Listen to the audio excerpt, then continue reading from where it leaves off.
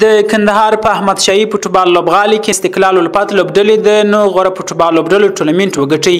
او په دې سره د زون په کچه سیالي ته لار پیدا کړه. یا د ټورنمنت د لیک په بڼه د نو غوره لوبډلو ترمنځ 40 ورځې مخکې شروع شوی و چې استقلال الفت پکښې د اوو بریا او یوې مساوي لوبې په کولو د زیاتو نمرو په لرلو د دې لیګ اتلولي وګټل. د کندهار فوټبال مسؤل وایي د لیګ اتله لوبډله به په راتلونکي کې د زون په کچه سیالۍ کې ګډون وکړي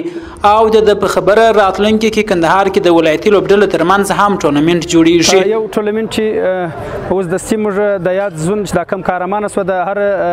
ولایت قهرمانه به راځي ان شاء الله د زون په ساته بیا چې قهرمان کیږي زیبه د اسیل ته د افغانستان ملي لوبه ته بځي. تقریبا 15 ورځې تر مخه یاد لګ شروع سو 2023 چې د ځین تخنیکی ستونزې له امله پاتې شوی اوس هغه چې کوم تخنیکی ستونزې هغه حل شوی لیګ د شروع سو 15 ورځې په برک ونیو لاس لوبډلې په یاد لیګ چې به وګ یو لوبډله حذف سول د اتحاد لوبډلې په نامه چې هغه په راتلونکي لیګ نه وي هغه بي لوبډلو ته ولاړه اول علي په غوړه دواړه سره ګډ کړي وي چې هغه کې بیا موږ اته لوبډلې په کار دي دا غوړسته به ان شاء الله اته به موږ غوړی اته به مؤلف هدف مو د یاد کندهار د 2023 قهرمان لوبډله معلومول چې تر څو د زون سیالي ته او بیا د زون ورسته وایي سیال ته چې د افغانستان سرتاسري لیګ دی دغه لپاره آمادګي ده. ان شاء الله په نږدې راتلونکي به موږ په کندهار کې یو ټورنمنت ولرو چې په باغ مومي کې به ان شاء الله غاړي هم خوښ دي چې داسې سیالۍ کې برخه اخلي خو دوی له مسؤلینو څخه د نورو لوبو د برابرولو غوښتنه کوي. نو د اتو نو کلو رئیس د کندهار ولایت په ټورنمنټو کې برخه اخلو اول ډېرې بازیانې وکړلې د لیک ده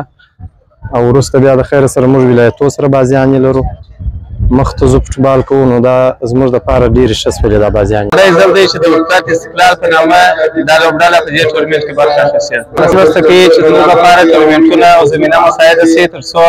راتلونکي په کندهار کې هم ښه منظم ټورنمنټونه جوړ شي او موږ وکولی شو چې دغه ټورنمنټونه طریقه زون ته ووځو او د زون څخه بیا د قهرمانان لیګ ته ووځو. مسؤلین څخه غوښتنه دا ده چې موږ ته منظم ټورنمنټونه او پرله پسې ټورنمنټونه جوړ کړي تر څو موږ وکولی شو چې په تمرین او په بازیانو کې واوسو. کندهار چې د فوټبال نوي کلنه سابقه لري او وخت په وخت د افغانستان فوټبال ملي لوبډلې ته مهم لوبغاړي ورکول خو وروستي کلونه کې دلته فوټبال زیات شاته کړي او د فوټبال مینوال له مسؤلینو غوښتنه کوي چې د کندهار فوټبال ته خاصه پاملرنه وکړي.